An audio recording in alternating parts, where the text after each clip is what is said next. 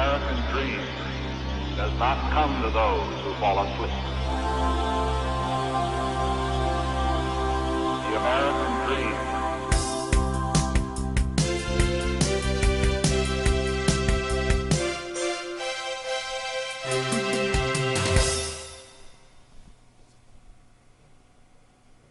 Hi, I'm your instructor, Paul Gruber, and welcome to the Pronunciation Workshop's first training session.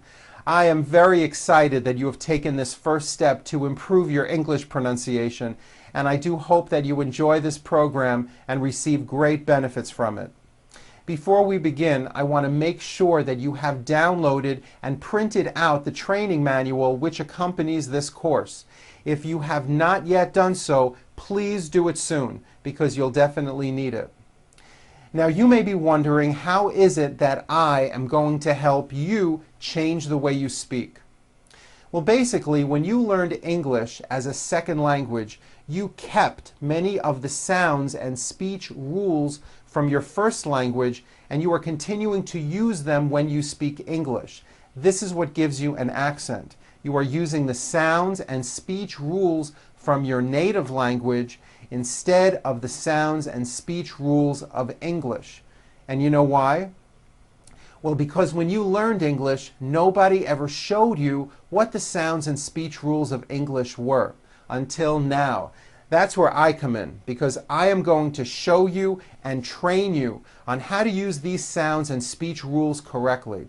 Knowing and using these rules will help you reduce or possibly even eliminate your accent. Now, throughout the program, you're often going to see me point to my mouth to show you how to produce a particular sound.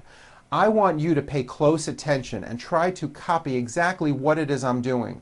I will be showing you how to correctly form new sounds by changing the position of your tongue or changing the shape of your lips. These small changes are going to make very big changes in your speech. Regarding practicing, I recommend that you use the training manual and try to practice often. When you practice, I recommend that you start out speaking slowly, out loud in a strong voice, while exaggerating all the mouth movements. What you will be doing is retraining the muscles of your mouth and your tongue to move in new ways, which will produce new pronunciation patterns. These new speech patterns will slowly and eventually evolve into your own spontaneous, fast speech. But it is important that you start out going very slow. If you can pronounce words and sentences correctly speaking slowly, well, then you'll have no problem saying them fast. I believe practicing is important, but I do not believe it's the only key toward success. Being aware of your errors, that's the key. Being aware and also recognizing mistakes when you hear them will probably be the most important factor towards your improvement. Another thing I'd like you to keep in mind, and I'm sure you may have noticed this already, is that when most Americans speak, you will notice that we seem to open our mouths a lot, and there's a great amount of mouth movement. Watch my mouth when I say something like, "Wow, is it really raining on Wednesday?" Did you see how much my mouth seemed to move? It wasn't with my lips flat. It wasn't, "Wow, is it really raining on Wednesday?" There was a lot of movement. My mouth opened wide, but also my whole mouth moved forward. Now, I find many foreign speakers, maybe because of their language's characteristics, they don't move their mouths much, and there is very little facial movement. Because of this, to an American listener, the words often sound mumbled, making it very difficult for an American listener to understand what it is you said. One way to be better understood immediately is to become more aware of your speech and to really start opening and moving your mouth. I'd like you to try to observe what I'm talking about. When you speak to native-born Americans or watch TV or movies, notice how when Americans speak, generally our mouths really open big and our lips come forward. These movements have a lot to do with the sound of American English. I also want to add that I will often be asking you to repeat words and sentences on these videos. Try to think and act as if we're both sitting in the same room and I am directly right in front of you. Listen carefully to the words and sounds that I give you. Listen carefully to my pronunciation and watch my mouth. Then repeat the words back to me in your own voice with the techniques that I'm showing you as clearly as you can. Now, at first you may feel a bit foolish talking to your computer screen, but really you shouldn't. Make believe you are speaking directly to me. You will find this to be extremely helpful and effective. During the course of this program, I will begin by addressing consonant sounds, and then later on we'll work with vowel sounds. Now, vowel sounds, as you know, are A, E, I, O, and U, like A, O, E, and U. And consonant sounds are basically all the other letters and sounds, like B, Ch, S, T, F, G, Sh, W, and of course there are many, many more sounds. The consonants that we are going to cover in this first session are the consonant R and the consonant W. Okay, are you ready? Here we go. Let's get started. Let's start with the American R. R's are everywhere. They are probably the most commonly occurring consonant sound in English. One reason for this is that R's affect vowel sounds, especially when an R falls at the end of a word or after a vowel sound, as in the word car, or the word air, or the word turn. After working with so many non-native English speakers from around the world, I believe the R sound is one of the main causes for being misunderstood in American English. Therefore, this is why I've chosen to start out with this sound. Now, in some languages like Arabic and Spanish, the R is produced by bringing the tongue forward in the front of the mouth, behind the upper teeth, and rolling or trilling the tongue. Like that. Now, in some other languages like German and French, the R is produced in the back of the throat. But this is not how we produce an R sound in the United States. In American English, in order to say a clear R sound, two distinct things have to happen. The first thing is that our mouth and our lips come tightly forward, as if you would be saying the ooh sound. Do this with me. Say ooh, and make sure you're bringing your lips all the way forward. Say ooh. That's it. You see how your lips are forward? That's what you want to do. This is the position your mouth should be in when you produce an American R, like that. And I'll bet you no one ever told you that. Now, the second thing is that your tongue moves back in your mouth. It doesn't come forward, it's pulled back. This is probably the opposite of what you are doing right now. So, for example, in the word rock, notice how my lips are coming forward and my tongue moves back in my mouth, and I push out the R sound. Watch this. Rock. Do it with me and exaggerate the R. Rock. Watch it with my head turned. Rock. You see that? See how the whole bottom of my face came forward? Don't be afraid to do this. This forward mouth movement is what is going to give you an American R sound. It's not rock, and it's not rock with your lips flat. Your whole mouth really has to come forward. Now later, I recommend that you practice doing this in front of a mirror while watching your mouth. Really push out the R, and remember to pull your tongue back. Now, one way of checking if you're doing this correctly with your tongue is by actually putting your finger around an inch into your mouth while saying an R word. Watch this. Rock. Like that. You should be able to take the tip of your finger and feel the tip of your tongue. If you do these two simple things, bringing your mouth forward and pulling your tongue back, I'm telling you, your speech is going to be clearer and you're going to sound so much better. Okay, we're going to start out with R's at the beginning of words. Here we go. Repeat after me. Rock, rip, reach, road, rain, rich, roam, raise, robe, rice. Very good. Now repeat this sentence. The round rooster rushed into the wrong road. Very good. Now, pronouncing R's like this may feel a little weird to you, but if you notice, this is how most Americans talk. Okay, now let's do R's at the end of words or after a vowel. When a foreign speaker produces an R which is at the end of a word or follows a vowel, it's usually very weak. It's not really heard, and it leaves the word open or unfinished. Like in the word car.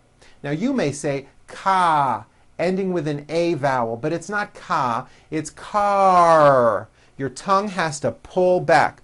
Car. And also your lips close a little bit in the front. The R needs to be very strong and you need to close the word. Car. Let's practice these words. Repeat after me. Car. Far. Star. Door. Bear. For. Air. Year, and that has a high vowel sound, E, year, turn, and pour. Very good. Okay, now let's discuss R's in the middle of words.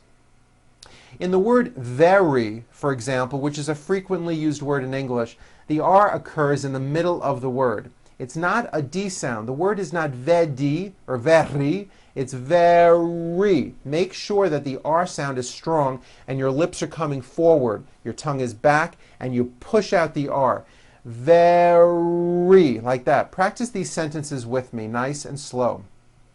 He is very, very nice. Like that. See how my lips are coming all the way forward? Next one.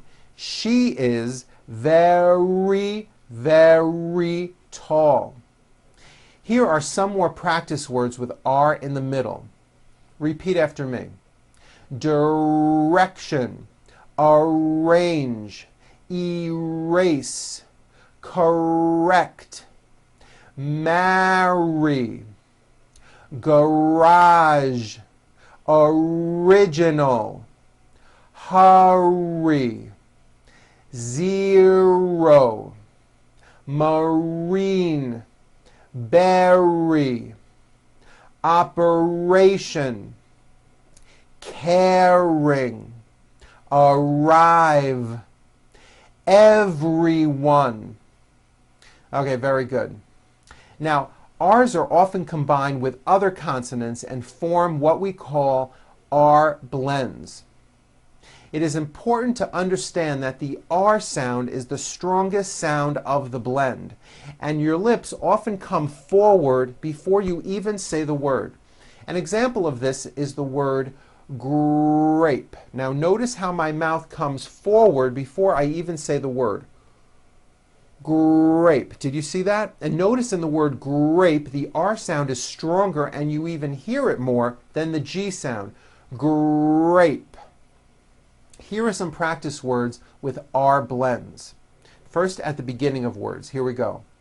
Training, trust, trip, great, tropical, bring, print, president, product, cracker, crawl, break. Okay, now in the middle of words. Subtract, waitress, nutrition, Australia, introduce, compress, oppression, betray. Very good. Okay, now let's practice R sounds in sentences. These sentences are filled with R's. Keep the R sounds strong. Don't forget to bring your mouth forward and pull your tongue back. Say these sentences with me. Here we go. The story he read on the radio was incorrect. Her career in the law firm is permanent. Richard and Brooke took a ride in their brand new Range Rover truck. Everyone will respect the royal family when they arrive at the airport. Be sure to close the word air. It's not airport, it's air. Airport, like that with a strong R sound. The trip to the Rocky Mountains will be rescheduled on Friday. Very good. Okay, now let's talk about W sounds. W sounds are very similar to R sounds. The major thing to keep in mind is that in English, when you see a W, it always has a W sound, like in the word what. Again, notice how my mouth moves forward. One way to make sure you are doing this correctly is to first say ooh with your whole mouth forward. Ooh, like that. And then open and close your lips to make the W sound, like this. Ooh, whoa, whoa, whoa, whoa, whoa, whoa, whoa, whoa, whoa. That's how you produce a W. Whoa, like that. It's never a V sound, where you are like biting down on your lower lip. Never. We'll be going over V sounds in the 4th session. The reason I mention this is because many foreign speakers, especially German speakers, say, for example, what with a V for the word what. Instead of saying, what will we do, which is correct, they may say, what will we do? And that is not right, and many people may not understand you. Bring your mouth forward on those W words. What will we do? Say it with me. What will we do? Very good.